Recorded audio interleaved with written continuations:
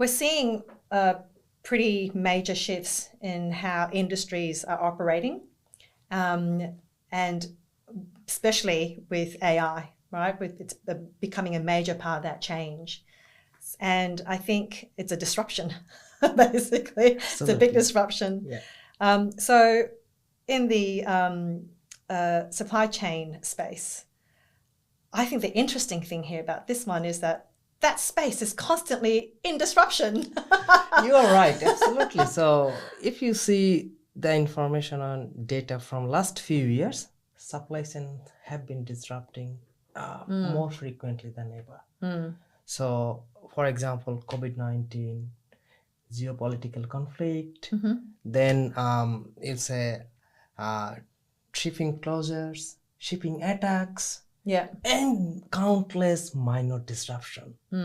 So it seems that these disruptions are more frequent than ever, and most importantly, it is overlapping. Like multiple disruptions are happening at the same times. Now, in supply chain management, if the disruptions is constant, then we need to think about how we are responding to it. Yeah. But traditional responses are very slow. Yes. Like working on the spreadsheet, analyzing it, then calls for the meetings and teams, etc. It's just not fast enough. It's not fast enough. Yeah. So these responses are definitely very slow compared to the world's now moving at. Yeah. And I think it's quite an interesting aspect, because a lot of times AI is actually disrupting the industry, but it feels like this is the other way around. It's almost like, because of this constant disruption, AI coming in, pulling AI in. Exactly. Yeah. So Terrific. So in supply chain, it is a different situation. Yes. Because supply chain itself disrupt a lot. Yes. So now if you say AI is very disruptive, supply chain is disruptive. Yeah. Now we are in this situation. Yeah. We need to deal with. Exactly. Okay, so it's just a very I would say tense situation for global businesses and supply chain. So that we need to think how we can respond better to this disruption. Could be by utilizing AI itself or other methods we have domain knowledge or expertise.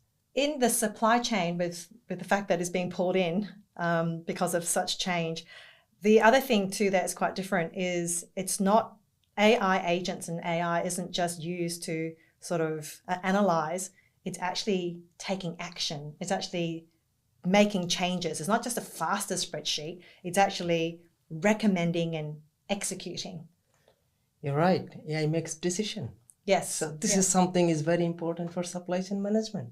So if you see this, AI is now embedded in all kinds of planning, logistics, and procurement decision making. Yep. But the problem is how we are using it. For example, if you see the decision makers now, for example, analysts, what they do, they use this AI for becoming less, consuming time for data entry and other purposes. They're now more engaged in oversight, knowing what to override when AI make that decision. So this is something important as a domain expert. Need to understand it, what AI is producing. Yes, definitely AI is helpful, but you should not rely on blindly. So that's why the expert, definitely they can use it more efficiently to improve their productivity. Yes. However, you need to understand when to override the decision made by AI. Yeah, so that autonomous AI is terrific, but the human is still very much responsible. And I think going back to the disruption is that whole idea of, because it's so disruptive, it's all happening at speed, that autonomy is really important, but overriding and knowing is very important. So that judgment is really key.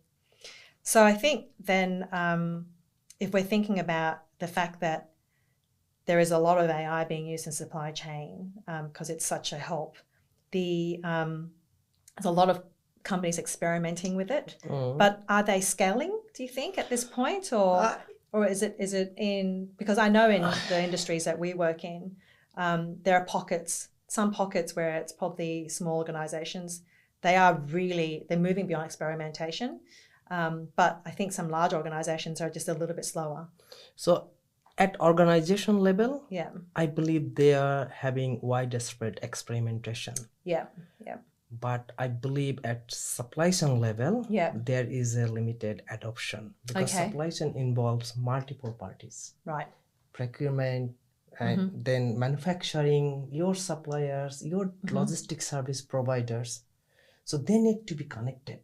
Yes. The problem is there are few blockers here. Yeah.